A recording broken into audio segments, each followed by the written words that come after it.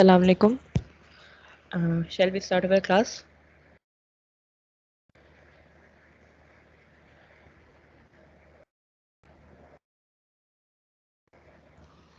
Can you hear me clearly? Should we start our class?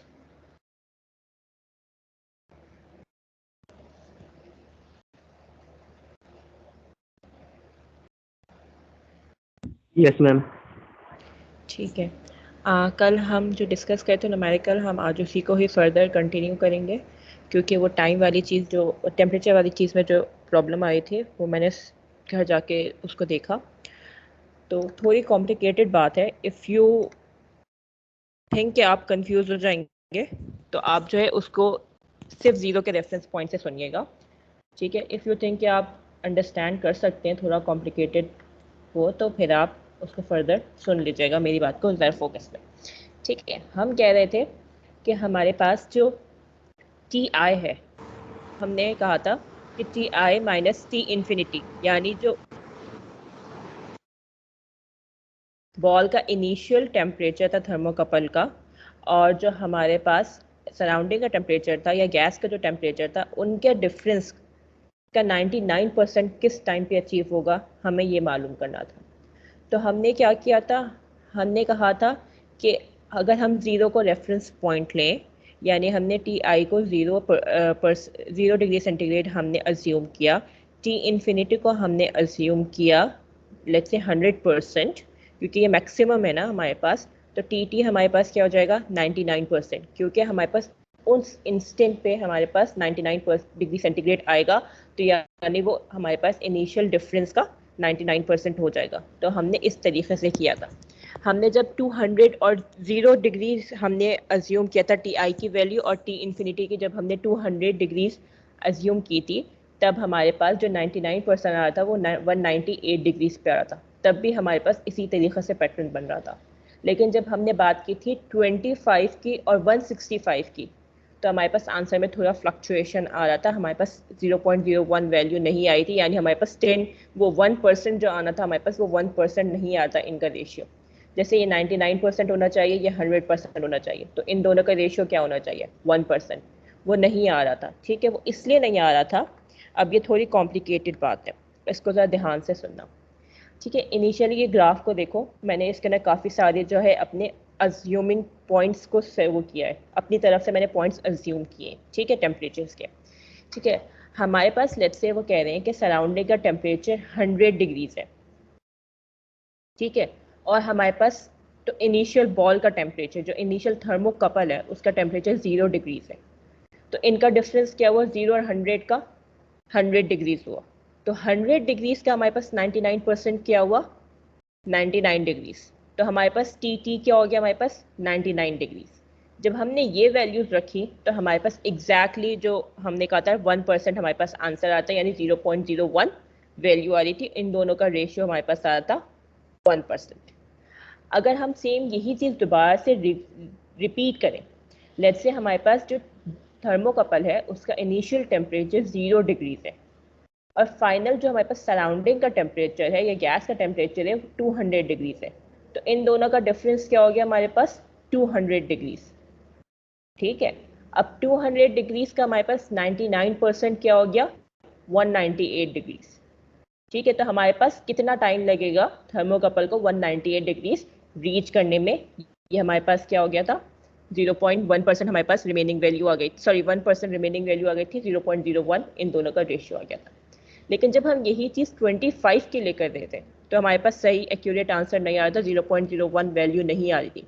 वो इसलिए नहीं आ रही थी कि पहले हमारे पास जो रेफरेंस टेम्परेचर था वो 0 था, अब हमारे पास जो रेफरेंस टेम्परेचर है वो 25 है, ठीक है। हमने क्या किया, हमने देखा हमारे पास जो बॉल का टेम्परेचर है, थर्मोकपल का टेम्परेचर है, वो 25 है, और जो सराउंडिंग का टेम्परेचर है वो 165 है। तो हमने इनका डिफरेंस निकाला, इनका डिफरेंस क्या आया 140 डिग्रीज, ठीक है। 140 डिग्रीज का हमारे पास 99% क्या होता है 138.6 डिग्रीज, ठीक है।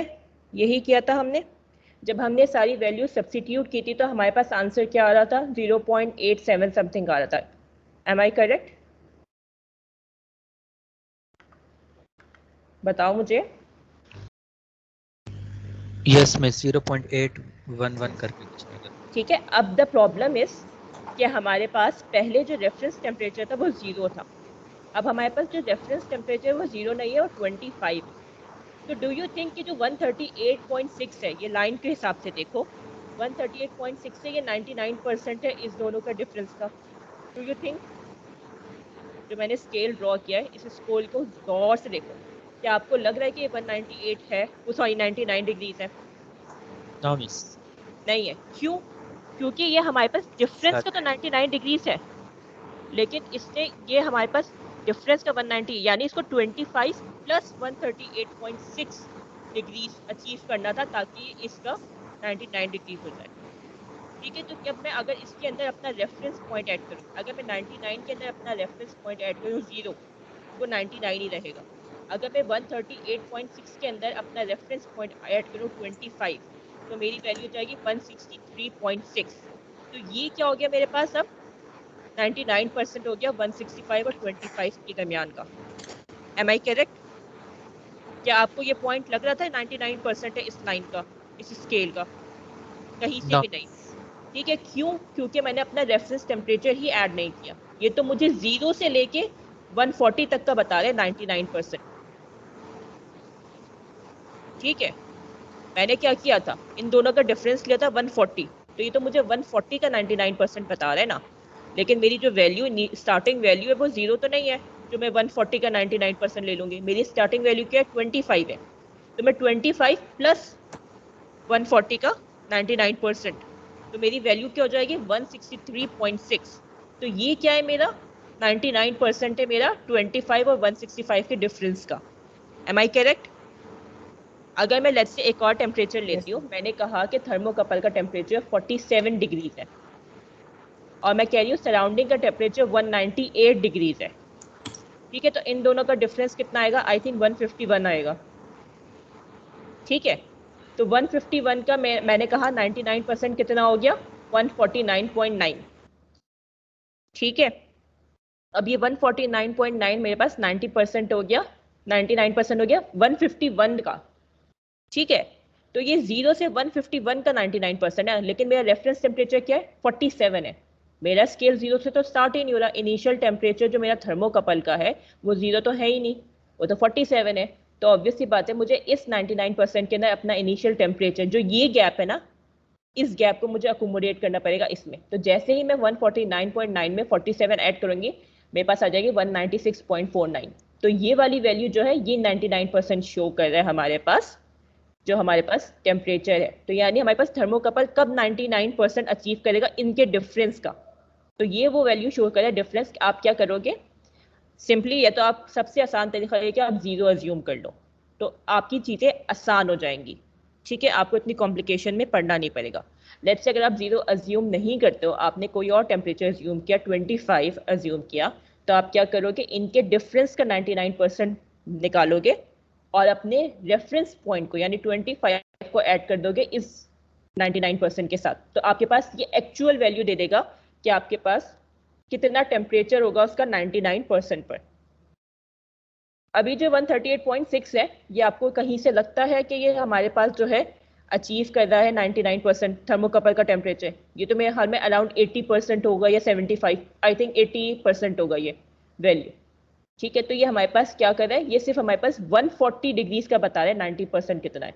लेकिन जब आपका स्केल 0 से स्टार्ट नहीं हो रहा, तो 140 तो आप एज इट इज 140 का 99% यूज नहीं करोगे।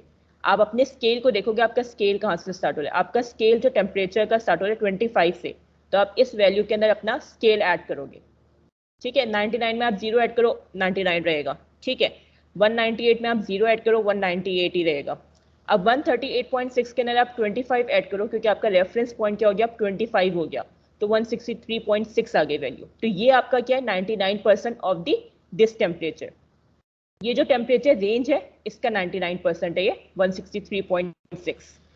ठीक है, अगर आपके पास अगला टेम्परेचर रेंज है 47 और 198, तो इसका 99% क्या हो जाएगा, आप इनके डिफरेंस का 99% निकालोगे और फिर अपना रेफरेंस पॉइंट ऐड कर दोगे, तो 196.49 आपका क्या हो गया, टेम्परेचर हो गया 99%, जो 198 और 47 के बिटवीन लाई कर रहा है। Did you understand my point? जी बोलिए। यस जी बोलिए। 99% जो है हम 165 पर लेंगे। देखो इन्होंने कहा था हमारे पास डिफरेंस का टेम्परेचर 99% होना है, ठीक है। डिफरेंस क्या है हमारे पास 165 और 25 के दरमियान 140, ठीक है। 140 का 99% क्या हो गया 138.6, ठीक है।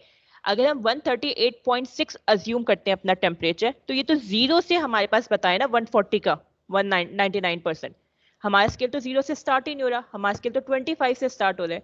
तो ऑब्वियसली बात है इस 138.6 के अंदर आप 28 ऐड करो, 25 ऐड करोगे, ताकि वो आपको बताए कि ये जो 140 का डिफरेंस है इसके अंदर आपके पास क्या वैल्यू आ रही है आफ्टर योर मतलब रेफरेंस पॉइंट इंकॉर्पोरेट करने के बाद, ठीक है। ये रेफरेंस पॉइंट इंकॉर्पोरेट करने से पहले थी, तो ये जीरो से बता रही थी 140 का डिफरेंस जो था 138।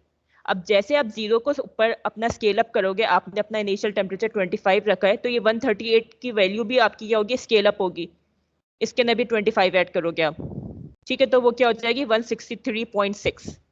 यहाँ पर आपका कन्वीनियंस क्या थी, यहाँ पे आपके पास आसानी ये थी कि ये जीरो से स्टार्ट हो रहा था, तो आपको कुछ ऐड नहीं करना पड़ा था, रेफरेंस पॉइंट आपका जीरो था।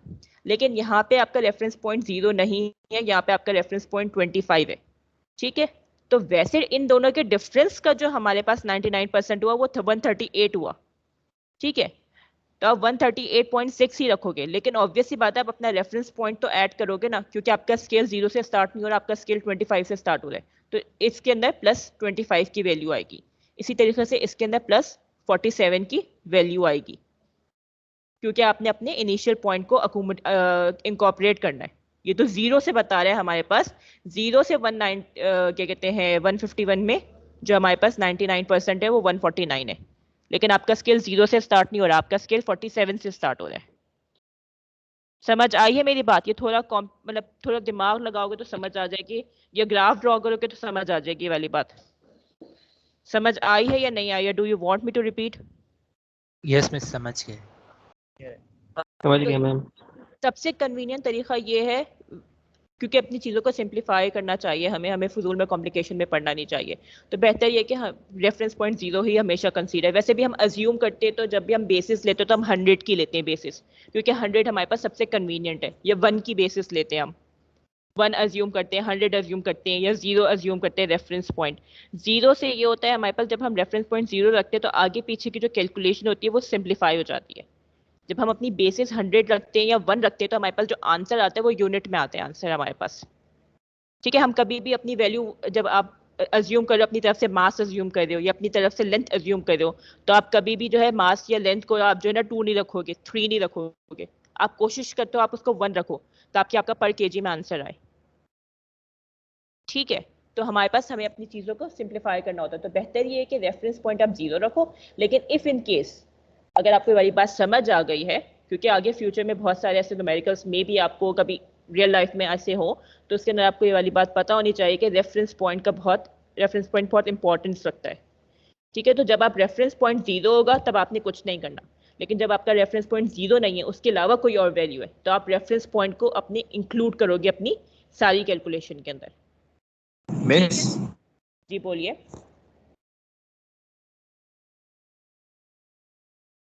मिस तो ये टी इन्फिनिटी है तो उसी का 99% सब में लिया है ना, मतलब अगर हम टी इन्फिनिटी के 99% लें जो सबसे ऊपर वाला टेम्परेचर है, तो सब में आंसर वही आएगा जो हमें चाहिए। अगर ऐसा है तो आप ऐसा कर लो। आर यू श्योर कि आप हमेशा टी इन्फिनिटी का, जैसे मैं लेट मी सी एक मिनट, मुझे कैलकुलेशन करने दो। यस मिस ऑलमोस्ट भी आ रहा है। ऑलमोस्ट का ठीक है, हाँ ऑलमोस्ट यही आ रहा है आंसर, तो ये कर लो। लेकिन ऑलमोस्ट आ रहा है 163.35 आ रहा है, यहाँ पे 163.6 आ रहा है। देख लो, अगर ऐसे कन्वीनियंट तो ऐसे कर लो। देखो न्यूमेरिकल सॉल्व करने के बहुत सारे तरीके होते हैं, सिर्फ ये होता है कि आपके न्यूमेरिकल जो आपको समझ आया वो सही से समझ आया है, उसके बाद आप मेथड कोई सा भी अप्लाई कर लो। आपको अगर समझ सही से आया, आपने चीज़ों को सही से कॉम्प्रिहेंड कर लिया है, सही से अंडरस्टैंड कर लिया है, तो आप सही तरीके से कैलकुलेशन करोगे। कैलकुलेशन के तरीके बहुत होते हैं, मैथ सिर्फ एक तरीके से सॉल्व नहीं होती है। अगर आपको ये बात समझ आ गई है कि T इन्फिनिटी आपके पास मैक्सिमम टेम्परेचर है, Ti आपके पास इनिशियल टेम्परेचर है, जो T की वैल्यू होगी वो 99% होगी इन दोनों का। अगर आपको ये वाली बात समझ आ गई है तो आप किसी भी तरीके से सॉल्व कर लो उसको, इट डज नॉट मैटर। ठीक है, कोई प्रॉब्लम इस न्यूमेरिकल के अंदर, कोई ऐसी चीज जो समझ ना आई हो या कोई कॉम्प्लिकेशन हो गई हो? Do you want me to repeat the numerical again? No miss. ठीक है, let's move on to another numerical. एक और न्यूमेरिकल है उसकी। ठीक है, अच्छा ये न्यूमेरिकल है, ये हमारे पास थोड़ा सा डिफरेंट है। डिफरेंट क्यों है ये मैं बता दूंगी। वैसे कैलकुलेशन तो सारी सेम है, लेकिन इसके अंदर हम जो है लम्प सिस्टम अप्लाई नहीं हो रहा होगा, लेकिन हम फिर भी लम्प सिस्टम अप्लाई करेंगे। ठीक है, अब ये कह रहे हैं हमारे पास a person is found dead at 5 PM in a room whose temperature is 20 degree centigrade. ठीक है, यानी T इन्फिनिटी क्या है? 20 डिग्री सेंटीग्रेड है। The temperature of the body is measured to be 25। जो टेम्परेचर बॉडी का मेजर किया गया है वो 25 किया गया है। तो ये T as a function of time हुआ, क्योंकि इनिशियल टेम्परेचर बॉडी का 25 नहीं था, जब वो बॉडी मिली तो उसका टेम्परेचर 25 था, यानी T as a function of time is 25। ठीक है, when found and the heat transfer coefficient is estimated to be H equals to 8 watt per meter square degree centigrade। ठीक है, तो उस वक्त हीट ट्रांसफर कोफिशिएंट हमने मालूम किया एयर का या रूम का, वो हमारे पास क्या था? 8 watt per metre square degree centigrade. Modelling of the body as 30 centimetre diameter 170 metre long cylinder. अच्छा, क्योंकि अब बॉडी क्या है हमारे पास? एसिमेट्रिकल है। ठीक है, अब हेड की तरफ उसकी विड्थ कुछ और होगी, उसकी शोल्डर की तरफ उसकी विड्थ कुछ और होगी, उसकी लेग्स की तरफ उसकी विड्थ कुछ और होगी। तो उन्होंने कहा कि आप मॉडल करें बॉडी को as a cylinder, symmetrical cylinder आप अज्यूम करें बॉडी को, जो 1.7 मीटर लॉन्ग हो और 30 सेंटीमीटर का उसका डाया हो। Now estimate the death of the person.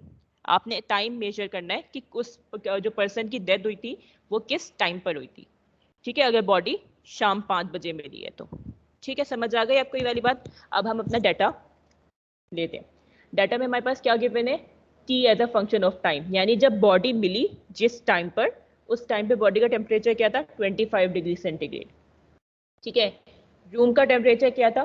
20 degree centigrade. हमें मालूम करना है टोटल टाइम कितना हो गया बॉडी को वो हुए हुए ना। अब हमारे पास जो डायमीटर है बॉडी का वो उन्होंने कहा है अज्यूम करें 30 सेंटीमीटर।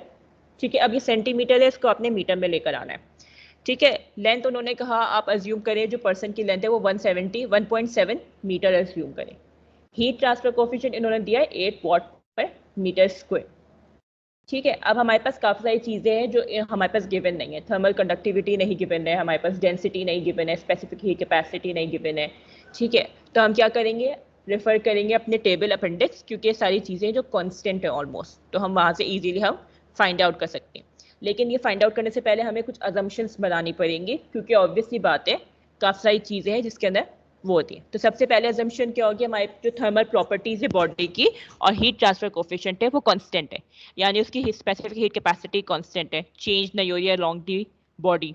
ठीक है, उसकी डेंसिटी सेम है, अलोंग दी बॉडी चेंज नहीं हो रही है। उसकी थर्मल कंडक्टिविटी सेम है, अलोंग दी बॉडी चेंज नहीं हो रही है। उसका टेम्परेचर यूनिफॉर्म है, along the body temperature change नहीं हो रहा है। ऐसा नहीं है कि हेड पे कुछ और टेम्परेचर है और लेग पे कुछ और टेम्परेचर है। जो रेडिएशन इफेक्ट है वो नेग्लिजिबल है। ठीक है, क्योंकि बहुत माइन्यूट से रेडिएशन हो रही होगी। अच्छा, थर्ड जो हमने अजम्पशन की है वो की है the person was healthy when he और शी डाइड। ये हमने क्यों अजम्पशन की है? क्योंकि हमारे पास बॉडी का हमें टेम्परेचर चाहिए, इनिशियल टेम्परेचर। वैसे नॉर्मली ह्यूमन बॉडी का टेम्परेचर क्या होता है? 37 डिग्री सेंटीग्रेड होता है। ठीक है, 97.8 डिग्री फ़ारेनहाइट। ठीक है, तो सॉरी 98.6 डिग्री फ़ारेनहाइट होता है। तो 37 डिग्रीज हमने इसलिए अज्यूम किया है, अगर वो हेल्दी नहीं होगा या उसको फीवर होगा या उसको कोई और प्रॉब्लम होगी तो ये टेम्परेचर क्या होगा? डिफरेंट होगा। तो हमारे पास अभी क्योंकि इनिशियल टेम्परेचर गिवन नहीं था बॉडी का, तो हमने खुद से अज्यूम किया कि बॉडी हेल्दी थी और उसका इनिशियल टेम्परेचर हमने फिर नॉर्मल ले लिया, जो हमारे पास नॉर्मल बॉडी का टेम्परेचर होता है, विच इज़ 37 डिग्री सेंटीग्रेड। अब हमारे पास क्या करना है? हमारे पास काफ़ी सारे पैरामीटर्स मिसिंग है, तो हमें रेफर करना पड़ेगा अपने अपेंडिक्स को। ठीक है, हमें के चाहिए, डेंसिटी चाहिए, स्पेसिफिक हीट कैपेसिटी वगैरह चाहिए।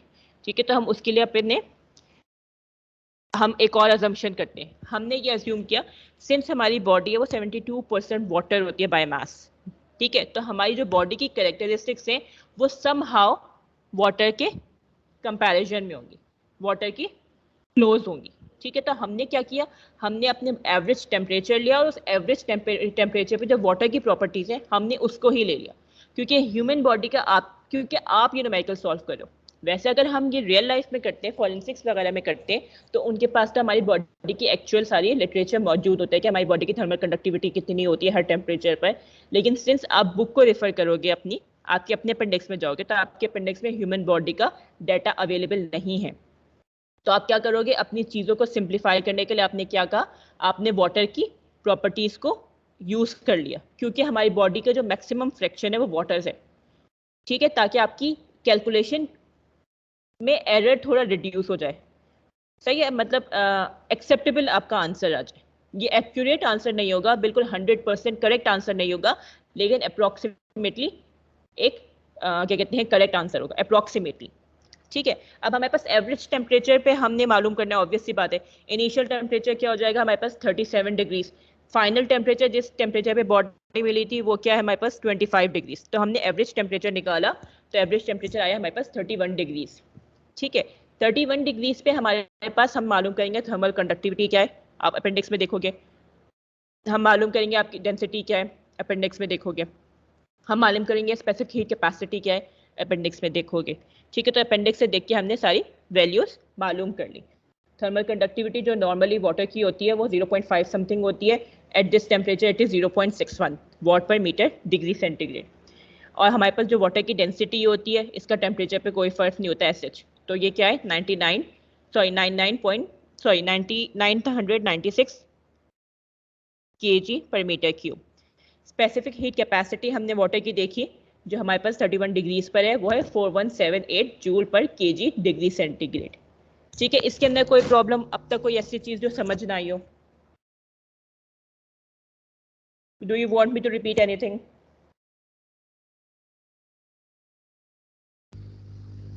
No miss. पक्का? आर यू श्योर ये चीजें जो मैं बता रही हूँ वो समझ आ रही है? कोई भी कंफ्यूजन हो, क्योंकि पेपर में फिर प्रॉब्लम होगी।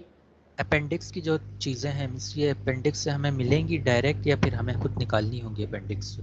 बेटा अपेंडिक्स में आपको डायरेक्ट मिल जाएंगी, आपको जो है एग्जैक्टली 31 डिग्रीज पे नहीं मिलेंगी, आपको मे बी 37 उस पे मिले, तो आप उसको जो है इटरेशन करके या वही वैल्यूज आप एज इट इज यूज कर लो। जैसे हमने एक न्यूमेरिकल किया था कंडक्शन का, जिसके ना हमारे पास कोई 400 डिग्रीज पे टेम्परेचर पे चाहिए था, लेकिन हमारे पास 400 डिग्रीज पे अवेलेबल था, 372 पे अवेलेबल था, तो हमने वही एज्यूम कर लिया था, क्योंकि जो ये थर्मल कंडक्टिविटी है इतनी ज़्यादा वेरी नहीं करती है विद रिस्पेक्ट टू टेम्परेचर।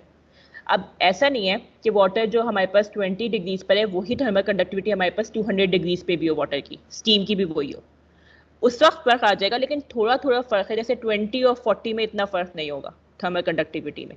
तो जो एरर आएगा ना वो बहुत माइन्यूट सा आएगा, वो एक्सेप्टेबल एरर होगा। ठीक है, तो आप अपने अपेंडिक्स में रेफर करोगे, ये सारी वैल्यूज आपको वाटर की मिल जाएंगी। आप हाइड्रेशन और एक्स्ट्रा टोनेशन करवा देंगे अपेंडिक्स। ठीक है, चलो अगर टाइम बचा तो, क्योंकि हमारे पास हमें हीट एक्सचेंजर अभी करना है, हीट एक्सचेंजर बहुत ज़्यादा टाइम लेंगे, अगले वीक से हम हीट एक्सचेंजर स्टार्ट करेंगे। हीट एक्सचेंजर ख़त्म करने के बाद जो जो चीज़ें बोलोगे ना मैं सारी चीज़ें दोबारा से रिवाइज करवा दूँ, लेकिन पहले हमें हीट एक्सचेंजर कवर करना है क्योंकि वो बहुत इंपॉर्टेंट है। ठीक है, अच्छा अब हम सोल्यूशन की तरफ जाते हैं। हमें सबसे पहले क्या करना पड़ेगा, कैरेक्टरिस्टिक लेंथ मालूम करनी पड़ेगी। हमने कैरेक्टरिस्टिक लेंथ मालूम करने के लिए हमारे पास डायामीटर गिवन है सिलेंडर का और लेंथ गिवन है सिलेंडर की। ठीक है, डायामीटर और लेंथ की वजह से हम क्या निकालेंगे, वॉल्यूम और एरिया। ठीक है, सिलेंडर का वॉल्यूम क्या होता है, पाई आर स्क्वायर एल। ठीक है, अब यहाँ पे जो हम आर अज्यूम करें, जब हम बात कर रहे थे सिलेंडर की कंडक्टिविटी के अंदर, कंडक्शन के अंदर, तो उसके अंदर हमारे पास इनर और आउटर रेडियस होता था। वो हम उस वक्त इसलिए इनर और आउटर रेडियस हम अज्यूम करते थे क्योंकि हमारे पास बीच में हॉलो सिलेंडर होता था। ठीक है, ये हॉलो सिलेंडर नहीं है, ये पूरा क्या है, कॉम्पैक्ट सिलेंडर है। तो हम इसके अंदर सिर्फ आउटर रेडियस लेंगे जो हमारे पास गिवन है। ठीक है, तो हमारे पास वॉल्यूम क्या हो गया, पाई आर स्क्वायर, ये जो जीरो लगाया हुआ है ये आउटर रेडियस शो कर रहा है, या यानी टोटल रेडियस शो कर रहा है हमारे पास, इनटू एल। और हमारे पास जो एरिया सिलेंडर का होता है वो होता है 2 pi r naught l plus 2 pi r square. ये सारी वैल्यूज आपको मिल जाएंगी ऑनलाइन। आपको आप लिखोगे वॉल्यूम ऑफ द सिलेंडर, आपके पास फॉर्मूला आ जाएगा। आप लिखोगे एरिया ऑफ द सिलेंडर, आपके पास यही फॉर्मूला आ जाएगा। ठीक है, इसमें कोई इतनी मसले वाली बात नहीं है। वैल्यू सब्स्टिट्यूट करो आपके पास। ठीक है, आपके पास डायमीटर गिवन था तो डिवाइड बाय 2 कर दोगे। आपके पास आई थिंक 30 सेंटीमीटर था। ठीक है, तो 30 सेंटीमीटर का हाफ क्या होगा? 15 सेंटीमीटर। 15 सेंटीमीटर को आप कन्वर्ट करोगे मीटर में तो 0.15 मीटर आ जाएगा। ठीक है, इसी तरीके से आपके पास 1.7 मीटर लॉन्ग थी ना शायद बॉडी, हाँ 1.7 मीटर लॉन्ग थी। तो आपने वैसे ही इस वैल्यू सब्स्टिट्यूट की, आपके पास सारी वैल्यूज नोन है। आप सब्स्टिट्यूट करोगे, आपके पास कैरेक्टरिस्टिक लेंथ आ जाएगी। हमारी कैरेक्टरिस्टिक लेंथ आ गई 0.0689 मीटर। अच्छा, अब यहाँ पे देखो कि बॉडी हमारे पास इरेगुलर शेप में थी, तो कैरेक्टरिस्टिक लेंथ से क्या हुआ? हमने वॉल्यूम और एरिया की वजह से एक उसकी एवरेज लेंथ निकाल ली। ठीक है, अगर हमारे पास स्फीयर होता है या हमारे पास सिलेंडर बिल्कुल सिमेट्रिकल सिलेंडर होता है या हमारे पास स्क्वायर होता है, तो उसके ना हमारे pass through out the width हमारे पास लेंथ सेम रहती है, या थ्रू आउट द हाइट हमारे पास लेंथ सेम रहती है। लेकिन अगर हम ह्यूमन बॉडी की बात करें या हम किसी और चीज़ की बात करें, तो अलोंग द विड्थ या अलोंग द हमारे पास हाइट हमारे पास लेंथ चेंज हो रही होती है। ठीक है, या अलोंग द थिकनेस हमारे पास लेंथ चेंज हो रही होती है। तो हम कैरेक्टरिस्टिक लेंथ का पर्पस यही होता है कि आप एरिया और वॉल्यूम की मदद से एक एवरेज लेंथ निकाल लोगे। अब हम क्या करेंगे? बीएट नंबर मालूम करेंगे। बीएट नंबर क्या है हमारे पास? h into l c upon के।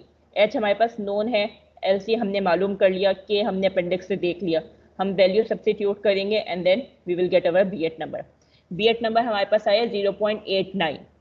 ठीक है, विच इज ग्रेटर देन 0.1। तो यहाँ पे आपको पता चल गया कि लम्प सिस्टम एप्लीकेबल नहीं है। ठीक है, लेकिन जब हम लम्प सिस्टम एनालिसिस की बात कर रहे थे तो हमने कहा था कि क्राइटेरिया ये होता है कि हमारे पास 0.1 से इक्वल या 0.1 से less than value of Biot number की। ठीक है, लेकिन वो क्या है? सिर्फ क्राइटेरिया है, वो कोई हार्ड एंड फास्ट रूल नहीं है, वो कोई लॉ नहीं है।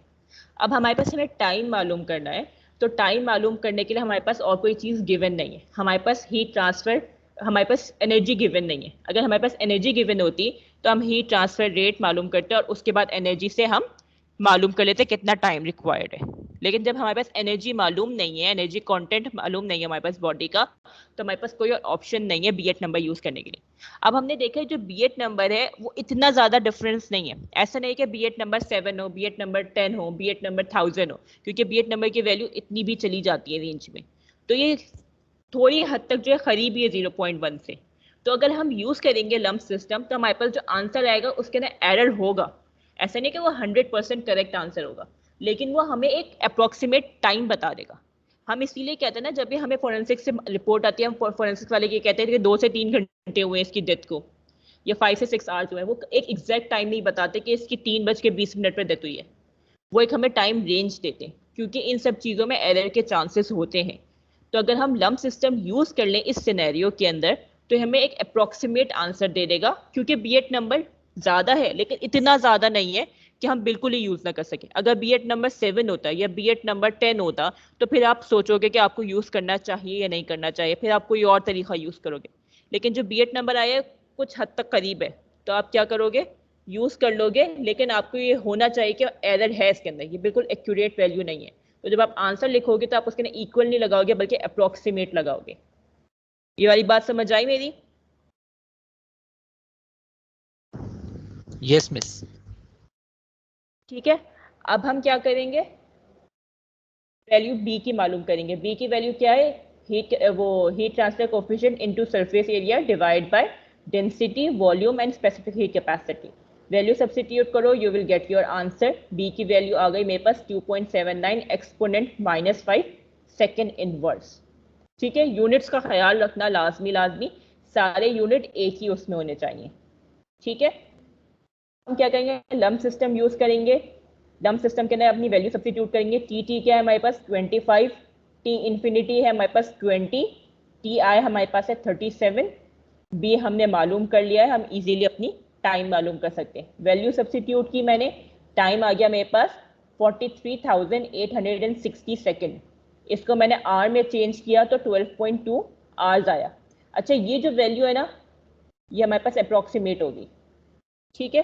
तो मैं कह सकती हूँ कि हमारी जो बॉडी है, ये जो पर्सन है, इसको मरे हुए ऑलमोस्ट 12 घंटे हो गए, ठीक है। 12.2 है, तो ऑलमोस्ट 12 घंटे हो गए, यानी अगर शाम 5 बजे उसकी बॉडी मिली है तो वो सुबह 5 बजे के करीब उसकी डेथ हुई है, ठीक है। तो your answer would be 12 hours approximate and the death of time of death is 5 AM, ठीक है। अच्छा, ये जो एग्जांपल थी, ये एग्जांपल थी हमारे पास बॉल पार्क वैल्यूज मालूम करने के लिए। बॉल पार्क वैल्यूज क्या होती है हमारे पास? ये अप्रोक्सीमेट वैल्यूज होती हैं, यानी आपको पता है इसके अंदर एरर है, लेकिन आप फिर भी मालूम करते हैं एक रफ एस्टिमेशन के लिए, कि आपको अंदाजा हो जाए कि कितने हद तक आपका जो मतलब वैल्यूज है वो कितने हद तक कितनी रेंज में लाई करिए।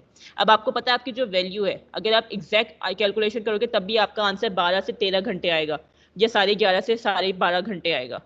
तो आपकी जो 12 घंटे का एस्टिमेशन है ये कुछ हद तक आपका एक्यूरेट है। तो इन जो हम रफ एस्टिमेशन के लिए अपनी कैलकुलेशन करते हैं, वो रफ एस्टिमेशन के रफ वैल्यूज क्या होती है हमारे पास? बॉल पार्क वैल्यूज होती है, ठीक है। ये वाली बात समझ आई? न्यूमेरिकल समझ आए? न्यूमेरिकल के अंदर कोई प्रॉब्लम?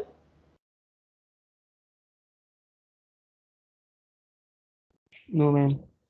ठीक है। अच्छा, ये लम्प सिस्टम यहाँ पे खत्म हो गया। अब हम जो है नेक्स्ट वीक से हीट एक्सचेंजर्स करेंगे, ठीक है। अगर इसके अंदर कोई भी प्रॉब्लम हो तो यू कैन आस्क नाउ, जितना हमने अभी इस वीक में पढ़ा है लम्प सिस्टम के बारे में। फिर मेरे पास आपके लिए एक न्यूमेरिकल है, जो आपका असाइनमेंट है, आपने उसको टीम्स पे अपलोड करना है, ठीक है। मैं आपको असाइनमेंट यहाँ पे भी आपको दिखा देती हूँ, और मैं टीम्स पे भी अपलोड कर दूंगी असाइनमेंट, तो आप वहीं पे ही मुझे फिल करके दे दीजिएगा बाय नेक्स्ट क्लास। यानी ट्यूसडे को अगर हमारी क्लास है तो आप मंडे शाम 6 बजे तक मुझे सबमिट करवा दीजिएगा टीम्स पर, ठीक है। असाइनमेंट बहुत आसान है, और असाइनमेंट के लिए मैं बता दूं, असाइनमेंट पढ़ के दिमाग लगा के सॉल्व कीजिएगा। लाजमी नहीं है कि ये लम्प सिस्टम से सॉल्व हो, ठीक है, बल्कि मैं कह रही हूँ ये लम्प सिस्टम से सॉल्व नहीं होगा। या अगर आपने लम्प सिस्टम से सॉल्व करना है तो आप सॉल्व करके कोशिश कर लो, आई हैव नो आइडिया, लेकिन ये लाजमी नहीं है कि लम्प सिस्टम से सॉल्व हो, ठीक है। अब होमवर्क ये आपके पास, consider a person standing in a breezy room at 16 degree centigrade, determine the total rate of heat transfer from this person if the exposed surface area and the average outer surface temperature of the person are 1.6 meter square and 34 degree centigrade respectively, and the convection heat transfer coefficient is 6 watt per meter square degree centigrade, ठीक है। आपको उन्होंने कहा है कि एक person है, breezy room में है, रूम का जो टेम्परेचर है वो 16 डिग्री सेंटीग्रेड है। अब ऑब्वियसली बात है, ह्यूमन बॉडी हमारे पास 37 डिग्रीज पे होती है, इवन सर्दी में भी थोड़ा बहुत ही ऊपर नीचे 37 ही होता है हमारे पास। अब मुझे बताना है कि हमारे पास कितना हमारे पास हीट ट्रांसफर होगा अगर जो पर्सन का टेम्परेचर है वो 34 डिग्री सेंटीग्रेड है, और उसका जो एरिया है, उस पूरे पर्सन का एरिया जो कॉन्टेक्ट में आ रहा है उस ब्रीजी रूम के, वो 1.6 मीटर स्क्वायर है। तो आपने बताना है कि क्या हीट ट्रांसफर रेट होगा। अब ये आप मुझे बताओगे कि आपने खुद से इसको अंडरस्टैंड करना है। अच्छा, लाजमी नहीं है कि जो पोर्शन मैंने पढ़ाया है ये सिर्फ उसी पोर्शन से हो, ये अब तक आपने हीट ट्रांसफर के अंदर जितना भी कुछ पढ़ा है, सही है, ये उस सब में से कुछ भी है, आप यूज़ करो। ऐसा कोई हार्ड एंड फास्ट रूल लेके मेरा सेक्शन है या मैं न्यूमेरिकल दे रही हूँ तो जो चीज़ें मैंने पढ़ाई हैं ये उसी से सॉल्व होगा, ठीक है। ये आपके कोर्स का न्यूमेरिकल है, चाहे वो सर हसाम ने पढ़ाया हो चाहे वो मैंने पढ़ाया हो, आपको खुद ये आइडेंटिफाई करना है कि आप किस तरीके से सॉल्व करोगे। न्यूमेरिकल देने का पर्पस यही है कि आपको पता हो, आप चीज़ें कॉम्प्रिहेंड कर सको कि आपने किस वक्त में कौन सी चीज़ इस्तेमाल करनी है, किस वक्त में आपने किस तरीके से अपनी प्रॉब्लम्स को सॉल्व करना है, ठीक है। कोई प्रॉब्लम आज की क्लास में? मिस की डेडलाइन क्या है? Monday 6 o'clock। मिस और टाइम मेरा टाइम तो है फ्राइडे सैटरडे संडे मंडे, काफ़ी नहीं है इतना टाइम, एक न्यूमेरिकल ही तो है। I think it will hardly take 5 to 10 minutes। 5 minutes is sufficient for this, एक न्यूमेरिकल है सिर्फ। तो मैं सब इंक्लूड मिस आप स्लाइड्स कब अपलोड करेंगे? स्लाइड में अभी अपलोड कर दूंगी, अभी और ये असाइनमेंट भी अभी अपलोड कर दूंगी। लम्प सिस्टम के बारे में कोई प्रॉब्लम, कोई ऐसी चीज़ जो समझ नहीं है, क्योंकि बस हमारी क्लास वाइंड अप हो गई है, मैं नया टॉपिक इसलिए स्टार्ट नहीं करवा रही कि वो हम नेक्स्ट क्लास में ही करेंगे। मिस आपको रिव्यू दे देंगे थोड़ा सा अपेंडिक्स का, वैल्यूज किस तरह? ठीक है, मैं दे देती हूँ, बुक खोलने दें।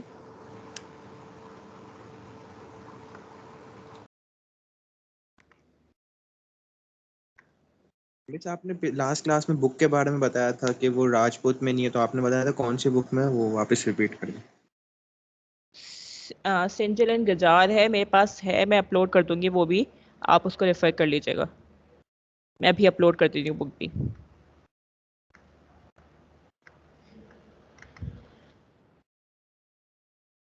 एक मिनट, सिंजल एंड गजार के अंदर वो अपेंडिक्स नहीं है, मुझे करंट खोलनी पड़ेगी, लेट मी।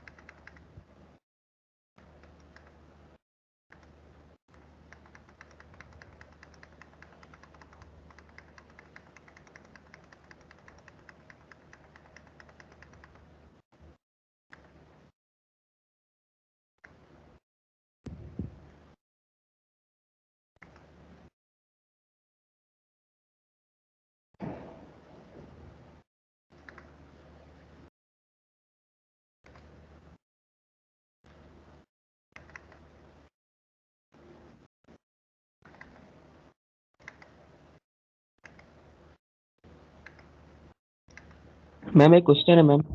जी बोलिए। मैम हमने जो लम्प सिस्टम पढ़ा था वो हमने सिंगल बॉडी पढ़ा था। ये सिंगल बॉडी की टेम्परेचर यूनिफॉर्म हो, जी अगर हम बिल्कुल, अगर हम डबल टेम्परेचर बॉडी कर यूनिफॉर्म दें, होता नहीं, हम अस्यूम करते हैं यूनिफॉर्म। तीन होता है मैम। अगर हम सर्कल ना सर्कल कर दें और जो आउटर सर्कल है उसका टेम्परेचर 6 सेल्सियस हो, 600, और जो हाँ, इनर हो वो 300 हो, अगर यूनिफॉर्म हो तो उस पर लम्प सिस्टम अप्लाई हो सकता है क्या? नहीं नहीं बेटा, देखो, हमारे पास जो बॉडी है, हमारे पास उसकी थर्मल कंडक्टिविटी इतनी ज़्यादा होती है। मैंने कहा था लम्प सिस्टम के क्राइटेरिया के के की वैल्यू ज़्यादा होनी चाहिए। तो थर्मल कंडक्टिविटी इतनी ज़्यादा होती है कि अगर उसकी आउटर सरफेस 600 है तो विद इन इंस्टेंट उसके इनर का टेम्परेचर, कोर का टेम्परेचर भी 600 पे पहुंच जाना चाहिए। अगर ये नहीं नहीं है तो फिर लम्प सिस्टम अप्लाई नहीं हो सकता, क्योंकि लम्प सिस्टम का क्राइटेरिया यही है कि टेम्परेचर यूनिफॉर्म होना चाहिए। अगर टेम्परेचर यूनिफॉर्म नहीं है तो एरर आएगा। वो अलग ऑब्जेक्ट हो वो कोई? वो फिर आप नॉर्मल कंडक्टिविटी अप्लाई करोगे, जो फोरियर्स लॉ है ना, यस फिर मैम। वो अप्लाई करोगे। मैं अपेंडिक्स खोल रही हूँ, मुझे ढूंढना पड़ रहा है एक्चुअली।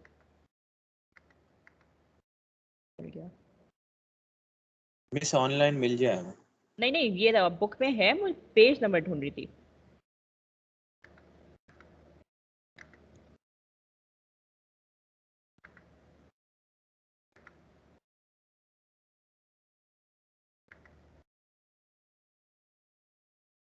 ठीक है, can you see the PDF? कर्ण, कर्ण नजर आ रही है आप लोग को? जी मिस। ठीक है, अब इसके अंदर देखो, हमारे पास अपेंडिक्स दिए हुए बहुत सारे। अब ये देखो, ये टेबल है thermal conductivity of some building and insulating material. अब बिल्डिंग एंड इंसुलेटिंग मटेरियल है, यानी ये फर्नेस वगैरह के जितने भी मटेरियल्स हमारे पास यूज होते हैं या हीट उसके यूज होते हैं, ये उसके लिए। ठीक है, अब इसके अंदर देखो हर मटेरियल दिया हुआ है। ठीक है, अब एप्सिटोस दिया हुआ है हमारे पास, ये अक्सर हमारे पास फर्नेस के अंदर यूज होता है। ठीक है, हमारे पास बॉयलर स्केल दिया हुआ है, ब्रिक्स दी हुई है, एल्यूमिनियम की ब्रिक्स हमारे पास, बिल्डिंग ब्रिक्स दी हुई है। ठीक है, इसका हमारे पास डेंसिटी गिवन है हमारे पास रूम टेम्परेचर पर। ठीक है, और हमारे पास डिग्री फ़ारेनहाइट हमारे पास दिया हुआ है कि किस टेम्परेचर पे वो हमारे पास डेंसिटी है। लेट्स से रूम टेम्परेचर -328 पे 29.3 है, तो 212 डिग्री फ़ारेनहाइट पे कितनी है? 36 डेंसिटी है। ठीक है, 752 पे कितनी है? 36 है। अच्छा, इस हमारे पास -328 पे हमारे पास थर्मल कंडक्टिविटी कितनी है? 0.43। 32 पे कितनी है? 0.87। 392 पे कितनी है? 0.12। 752 पे कितनी है? 0.129।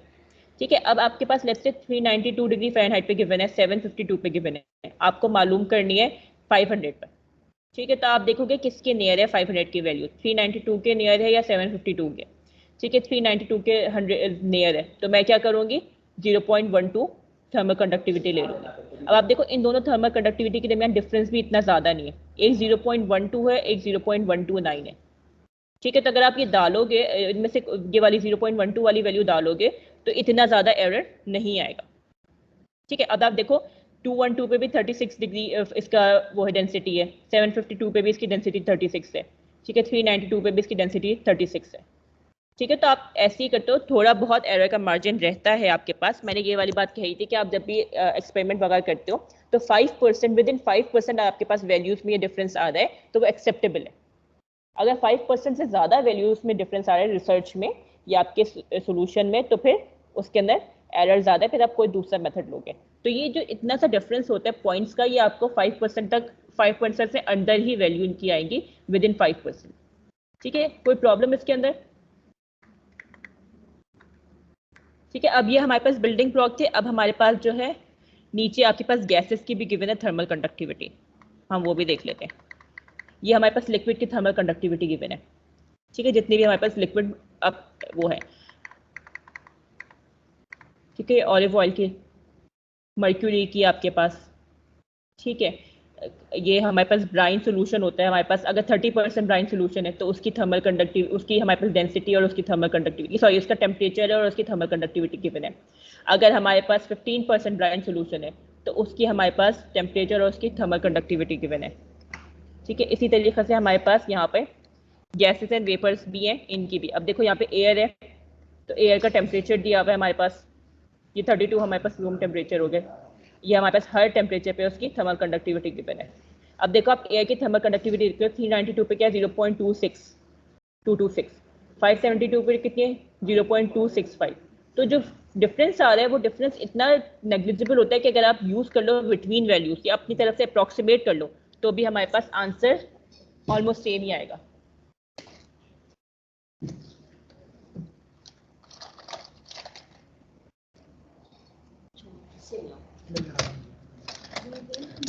ठीक है, कोई प्रॉब्लम इसके अंदर वैल्यू समझ आ रही है? और अपेंडिक्स कैसे रीड करना है समझ आ रहा है या और भी कोई इश्यूज? वैसे अगर डिफरेंस हो दोनों वैल्यूज के अंदर फिर क्या करेंगे?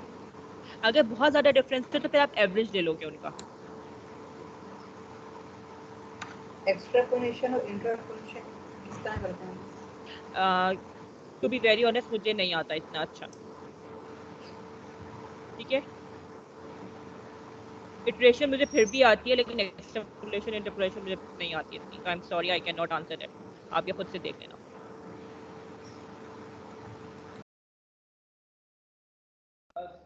ठीक है, और कोई प्रॉब्लम?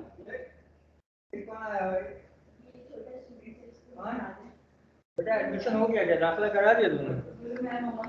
एडमिशन हुआ तो इसका दाखिला यहाँ हो गया। कोई प्रॉब्लम और कोई चीज़ जो समझ ना आई हो? सबसे नो मैम। इसका फिर काम भी नहीं होगा ना फिर न्यूमेरिकल्स के अंदर। किसका न्यूमेरिकल?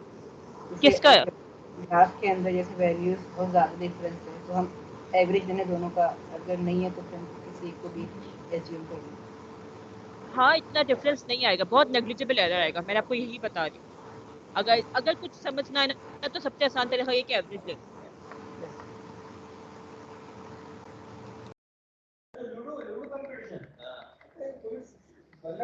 ठीक है, और कोई प्रॉब्लम बेटा?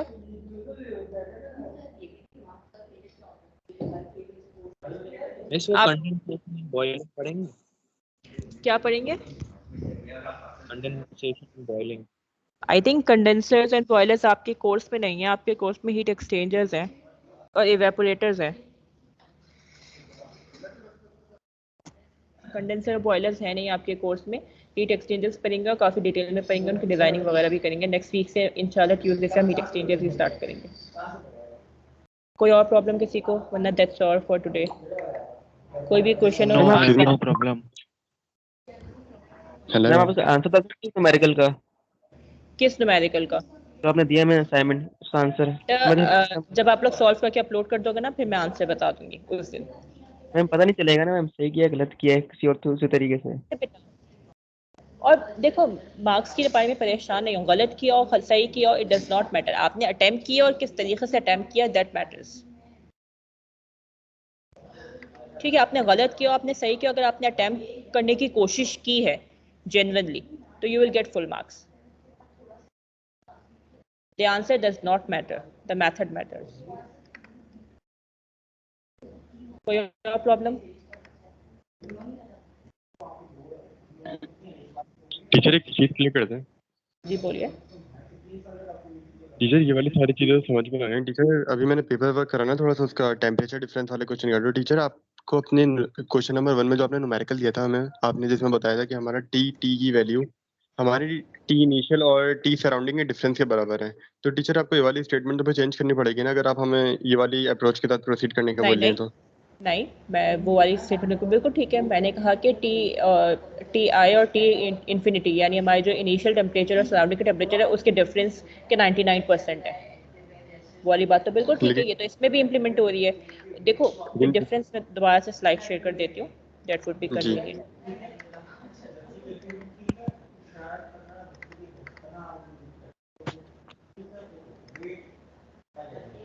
देखो अगर मैं कह रही हूँ कि हमारे पास 25 और 165 है, इसका हमारे पास जो टेम्परेचर डिफरेंस है वो 140 डिग्री है।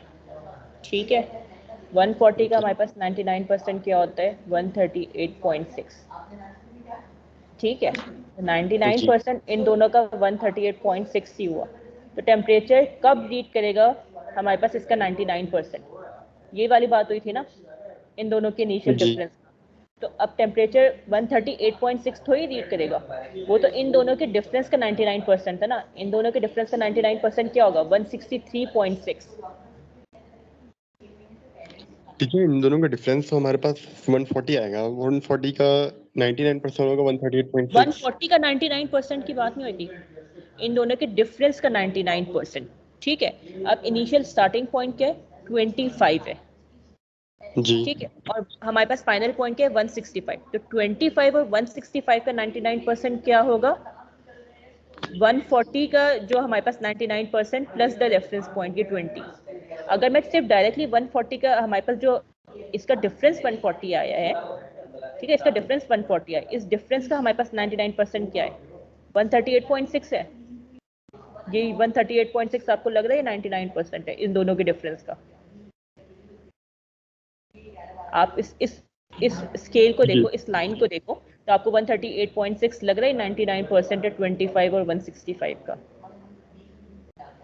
नहीं है ना। अगर ये वाला स्केल देखो 25 और 165, तो आपका क्या है ये 163.6 है। डू यू थिंक कि ये 99% है आपके पास इस 25 और 165 का?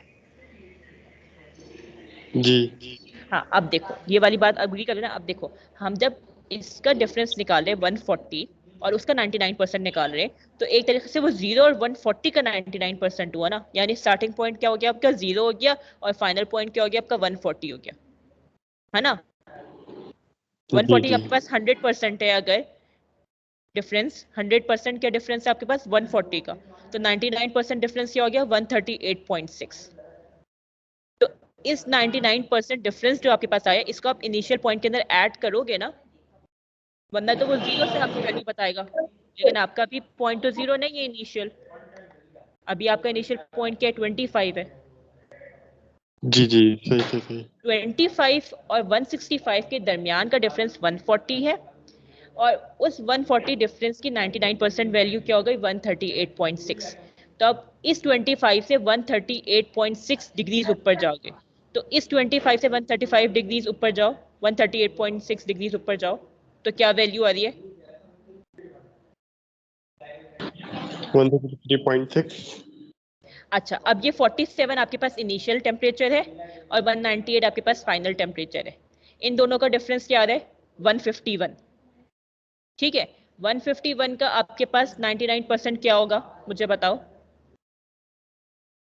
149.9। अब वो इस 47 से 149.9 डिग्रीज ऊपर जाओ, तो क्या वैल्यू आ रही है 196.49। तो टी क्या होगा हमारे पास T as a function of time की वैल्यू क्या होगी 196.49। ठीक है, अब यहाँ पे 0 है हमारे पास, ठीक है, और यहाँ पे हमारे पास 100 है, तो इस 100 और 0 का हमारे पास डिफरेंस क्या हुआ 100, तो 100 की हमारे पास 99% क्या हुआ 99 डिग्रीज। तो अब इस 0 से 99 डिग्रीज ऊपर जाओ तो आपकी टी की वैल्यू क्या हो जाएगी 99। सही है, इसी तरीके से इनिशियल टेम्परेचर 25 है, फाइनल टेम्परेचर 165 है, इन दोनों का हमारे पास डिफरेंस हुआ 140, 140 की हमारे पास 99% है 138.6, तो इस पॉइंट से 138.6 डिग्रीज ऊपर जाओ तो जो वैल्यू होगी आपकी वो आपका क्या होगा 99% होगा। अब समझ आई बात? जी जी क्लियर है, थैंक यू मैम। और कोई प्रॉब्लम किसी को?